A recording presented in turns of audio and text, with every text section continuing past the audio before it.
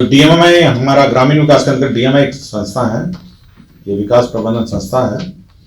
उसके विकास के लिए 98,45,00,000 रुपए सहायक अनुदान के रूप में राशि दी गई। करीब 6,000 करोड़ का पीएमसीएच बन रहा है। उसके परिसर में ये grid substation green GIS design पे बनेगा। मंत्रि परिषद ने कुछ महत्वपूर्ण निर्णय लिए हैं जिसके बारे में मैं जानकारी देना चाहूँगा। बिहार राज्य खेल प्राधिकरण के memorandum of society and rules and regulation की स्वीकृति दी गई। राज्य सरकार, आपको जानकारी होगा कि स्पोर्ट्स पे बहुत सारा काम कर रही है और स्पोर्ट्स के प्रमोशन के लिए ये आवश्यक है कि एक स्पोर्ट्स अथॉरिटी होनी चाहिए। एक स्पोर्ट्स अथॉरिटी पहले भी थी लेकिन वो रजिस्टर्ड नहीं थी।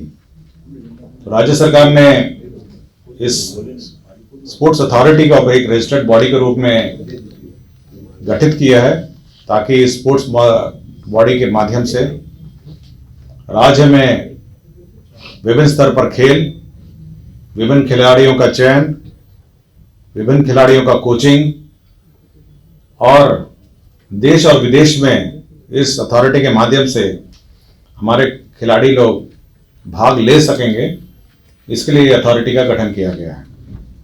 तो ये बहुत ही एक महत्वपूर्ण बॉडी होगी जो राज्य में स्पोर्ट्स के मद्देनजर गठित की गई है और आज के दिन में पदाधिकारी हैं और हम लोगों ने पद भी सृजित करने के प्रस्ताव हैं। तो ये एक महत्वपूर्ण बॉडी है और यही बॉडी होगी जो कोचिंग, ट्रेनिंग, कैपेसिटी बिल्डिंग और पूरे क्षेत्र में स्पोर्ट्स से संबंधित जितने भी कार्य हैं उसका संचालन इसके माध्यम से होगा।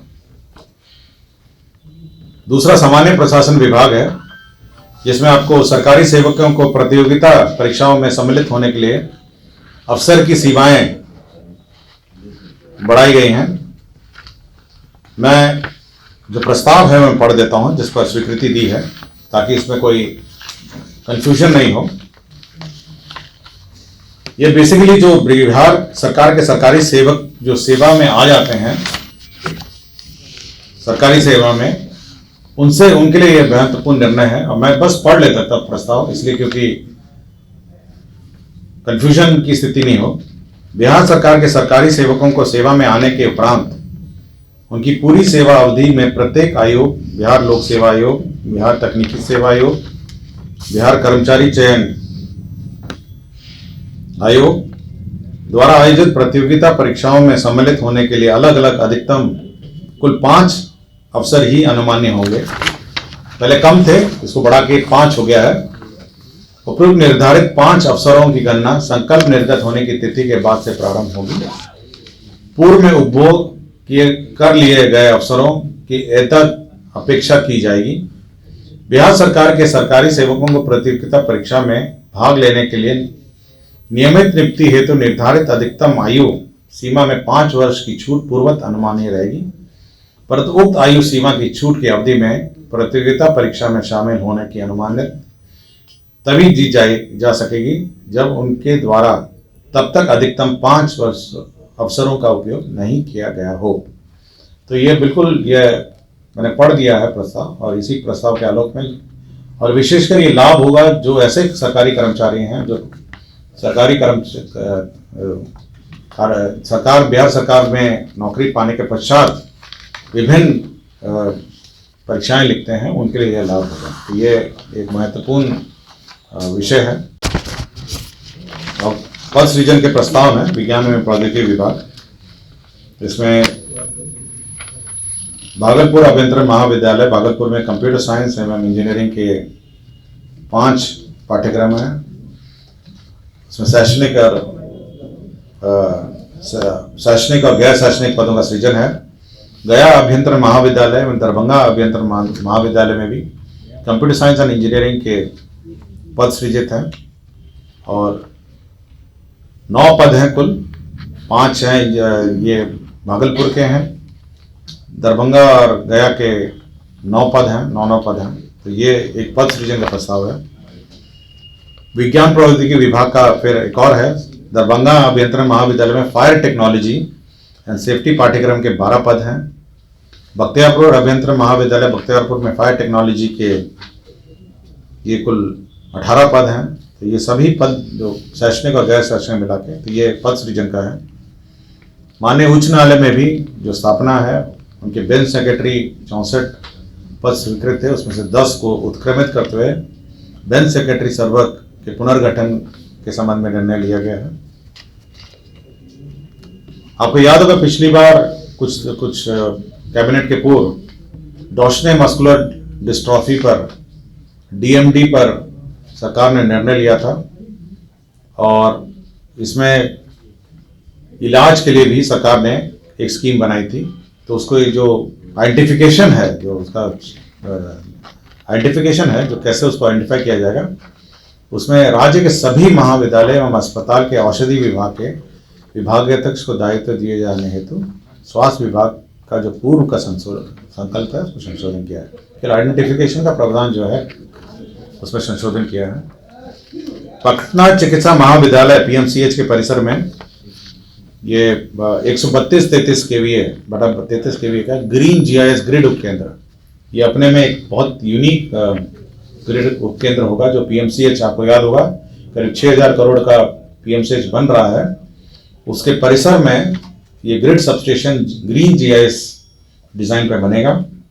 ये 132/33 केवीए का होगा और इसकी कुल लागत है 2,55,89,71,000। तो अगल बगल के जितने संस्थाएं हैं जैसे एनआईटी है, जो अगल बगल पीएमसीएच के, वो भी अब इस ग्रिड से कनेक्ट हो सकेंगे। तो एक महत्वपूर्ण स्थान पर ये ग्रिड सबस्टेशन का निर्माण, यह स्वास्थ्य विभाग का प्रस्ताव था, किंतु ये जो हमारी ऊर्जा कंपनी है वो इसका निर्माण करेगी।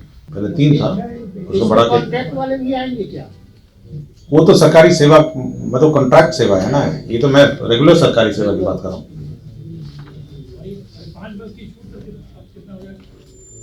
5 वर्ष पहले 5 वर्ष ही था, पहले 5 था, अभी 5 है। अवसर 3 थे केवल, ठीक है, 3 को बढ़ा के 5 किया गया। मैं इसलिए पढ़ दिया हूं ताकि कंफ्यूजन की स्थिति नहीं हो। तीसरा है बिहार नगर पालिका प्लास्टिक अपशिष्ट प्रबंधन संशोधन मॉडल उपविधि 2022 की स्वीकृति के संबंध में। तो ये एक महत्वपूर्ण निर्णय है जो सिंगल यूज प्लास्टिक जिसको कहते हैं। आपको याद होगा कि बिहार सरकार ने, जो भारत सरकार द्वारा निर्धारित 2016 में जो नियमावली बनाई थी, उसके आलोक में 2018 में बिहार सरकार ने बनाई, 2021 में भारत सरकार ने नियमावली बनाई, अब उसी के आलोक में 2022 में बिहार सरकार ने अपनी नियमावली बनाई। जैसे सभी बाकी तो रूटीन मैटर हैं जिसमें रिटर्न है, फाइल है, उसका डिक्लेरेशन सब है। जो सबसे महत्वपूर्ण इसमें इशू है वो है फाइन का, मतलब जुर्माना का। और जुर्माना हर चीज के लिए है, मतलब मैं जुर्माना की पूरी लिस्ट आपको दे देता हूं इस प्रेस कॉन्फ्रेंस के बाद। और ईयरबड्स विद प्लास्टिक स्टिक है, प्लास्टिक स्टिक विद बैलून है, फ्लैग है झंडे में, प्लास्टिक स्टिक, कैंडी स्टिक है, आइसक्रीम है, पॉलिस्टीरियन है। तो बहुत सारे सिंगल यूज प्लास्टिक के हैं जिस पर फाइन का प्रावधान है। कैरी बैग्स पे फाइन का प्रावधान है, कमर्शियल यूज का अलग फाइन है, डोमेस्टिक यूज, अगर आप बाजार में सिंगल यूज प्लास्टिक लेते हुए जाते पकड़ा गए तो उसके लिए भी फाइन है।